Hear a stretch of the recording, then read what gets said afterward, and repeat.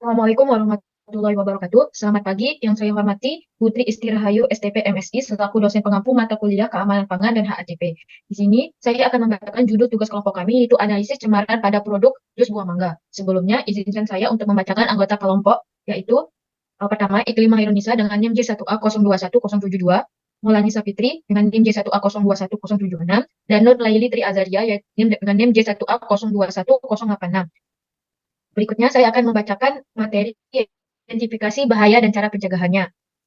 Bahannya fisika, fisik, terdapat pasir, ranting, pohon, tanah, dan serangga. Kimia, terdapat patulin yang berasal dari kapang. Mikrobiologi, terdapat kapang yaitu Aspergillus, Penicillium, Hansenia spora. Cara pencegahannya yaitu dengan cara mengurangi benturan dengan memperbaiki kemasan, melakukan proses pencucian dan sortasi sebelum proses pengemasan. Dua, air, bahayanya fisik, terkontaminasi oleh benda asing, kimianya terdapat logam berat, mikrobiologinya terdapat bakteri E. coli, SP, dan V. cholera. Tidak, cara pencegahannya itu tidak menggunakan air yang kotor, melakukan proses ultrafiltrasi, dan melakukan proses ozonisasi. Selanjutnya yaitu gula pasir. Bahayanya ada fisik, terdapat rambut, semut, potongan bagian tubuh serangga, dan batu. Kimianya terdapat logam berat, mikrobiologinya terdapat kapang dan kamir, serta bakteri patogen dalam bahan. Cara pencegahannya menggunakan gula pasir yang berkualitas baik, putih bersih, dan tidak mengandung kontaminasi fisik. Bahan keempat yaitu pengawet. Bahayanya kimia, dosis yang digunakan terlalu berlebihan. Cara pencegahannya melakukan penimbangan dengan cermat dan sesuai dengan standar yang telah ditentukan. Kelima, NaCMC, bahayanya kimia terdapat logam berat menggunakan cara penjaganya menggunakan NSense dengan kualitas baik dan food grade. Bahan keenam yaitu pewarna makanan, terdapat bahaya kimia yaitu terdapat logam berat dan pewarna sintetik. Cara pencegahannya menggunakan pewarna yang food grade. Bahan ketujuh ada perisa, kimia bahayanya ada kimia yaitu terdapat logam berat dan perisa sintetik. Cara pencegahannya itu menggunakan perisa yang food grade. Bahan kedelapan yaitu asam sitrat, terdapat bahaya kimia yaitu terdapatnya logam berat. Cara pencegahannya menggunakan asam sitrat yang berkualitas baik. Selanjutnya, kajian risiko bahaya mikrobiologi dengan produk jus mangga kemasan termasuk ke dalam kategori risiko ketiga. Untuk bahan baku, mangga termasuk ke dalam kategori risiko keempat, sedangkan untuk air, gula pasir, pengawet, NaCMC, pewarna makanan, perisa, asam sitrat termasuk ke kategori risiko kedua. Berikutnya saya serahkan ke pemateri kedua. Baik, di sini ada diagram alur pembuatan jus mangga, yaitu buah mangga disortasi, kemudian dilakukan pencucian, lalu pengupasan dan pemotongan yang membutuhkan air, lalu ada penghalusan, pengkondisian dengan penambahan bahan seperti asam sitrat, NaCMC, perisa, pewarna, dan pengawet, lalu ada sterilisasi, pengisian, dan juga pengemasan. Berikut ini ada decision tree untuk penetapan CCP pada bahan baku, yaitu ada cara penetapannya dapat dilihat pada gambar yang tertera.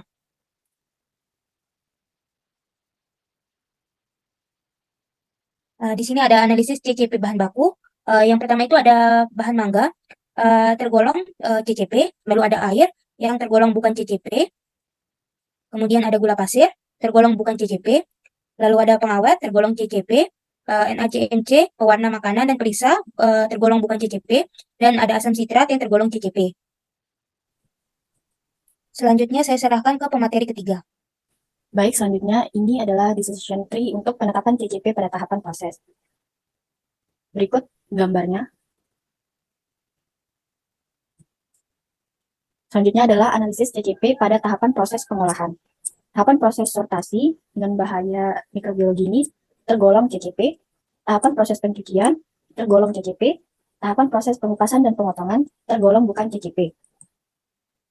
Yang keempat adalah penghalusan, tergolong bukan CCP. Yang kelima, yakni pengkondisian, tidak teridentifikasi.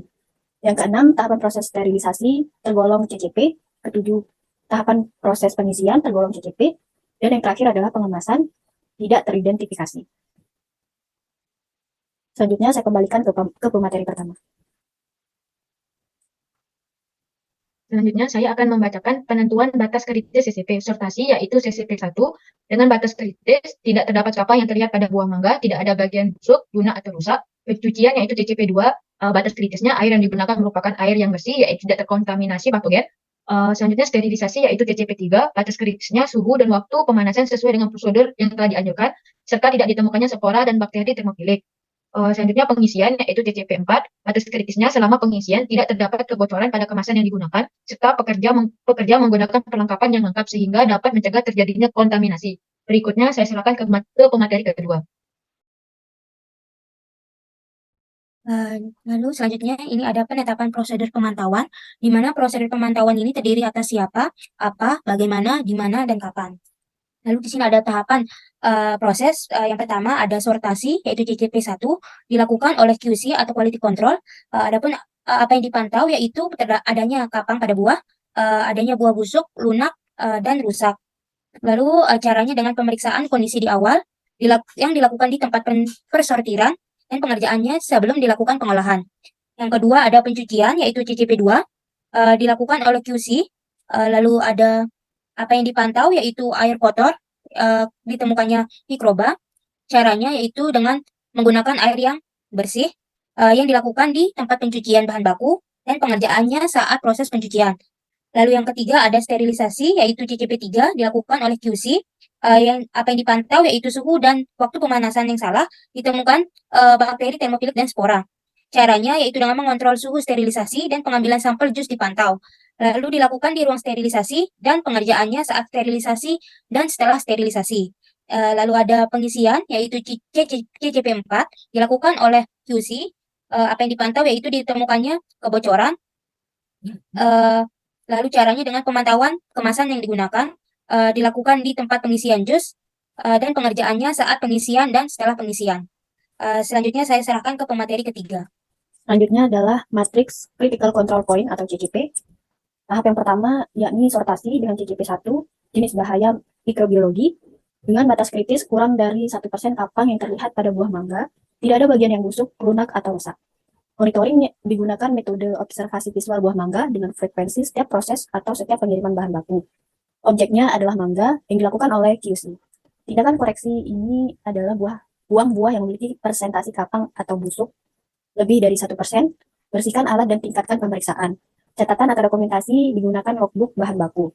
Tahapan yang kedua adalah pencucian, tergolong CCP2, dengan jenis bahaya mikrobiologi dan kimia. Batas kritisnya, buang buah mangga bersih, tidak ditemukan kapang, air yang digunakan memenuhi persyaratan minum, buang bersih dari mikotoksin patulin maksimal 50 ppb. Monitoring dengan metode observasi buah secara sensori, pengecekan alat ultrafiltrasi air. Frekuensinya setiap proses, objeknya air dan buah mangga yang dilakukan oleh QC. Tindakan koreksinya dilakukan pencucian secara berulang, lakukan proses pemanasan air pada suhu 100 derajat Celcius atau mendidih jika alat ultrafiltrasi tidak berfungsi. Catatan atau dokumentasinya dilakukan dengan logbook proses harian dan logbook maintenance. Tahap yang ketiga adalah sterilisasi.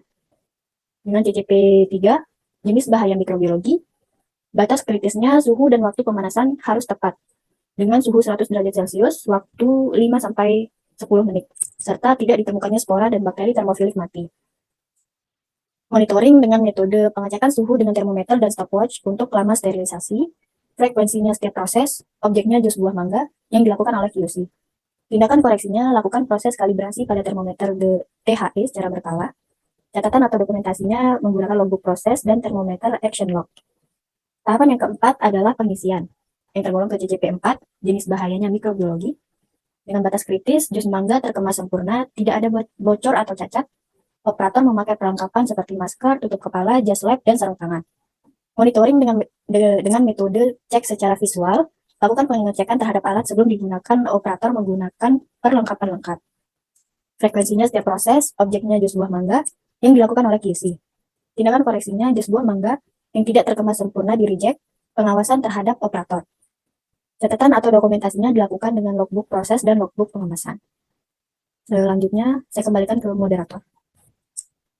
Saya ucapkan terima kasih kepada para pemateri. Sekian dari kelompok kami. Lebih kurangnya saya ucapkan mohon maaf. Wassalamualaikum warahmatullahi wabarakatuh.